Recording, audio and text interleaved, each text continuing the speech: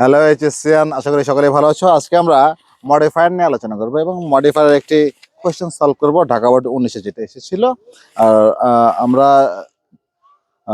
জানি যে মডিফায়ার দুই প্রকার, একটা হচ্ছে প্রি মডিফায়ার আর একটা হচ্ছে পোস্ট মডিফায়ার। তো আমরা যেটা শিখবো সেটা হচ্ছে যে প্রি মডিফাই দ্য নাউন, এটাকে আমরা ইজিলি কিভাবে আইডেন্টিফাই করবো সেটা আমরা দেখবো। ওকে, তো আমরা একটা প্রশ্ন সলভ করি, সেটা হচ্ছে যে আর্সেনিক ইজ আ সাবস্ট্যান্স, অর্থাৎ এখানে ব্র্যাকেটে রয়েছে প্রি মডিফাই দ্য নাউন। এটাকে আমরা আসলে অনেক হেজিটেশনে পড়ে যাই।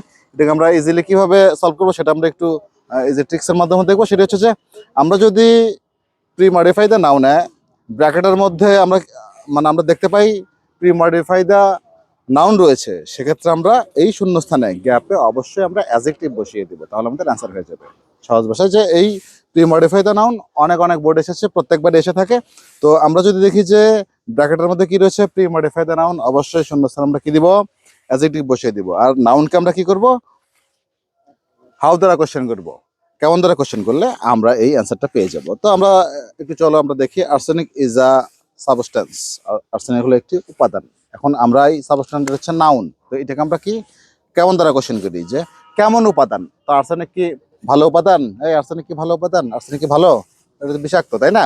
তো আমরা বলতে পারি যে না, টক্সিক বা পয়জনাস। তো আমরা যদি এখানে লিখি পয়জনাস, পয়জনাস, বা আমরা লিখতে পারি টক্সিক মানে বিষাক্ত, বা আমরা লিখতে পারি হার্মফুল,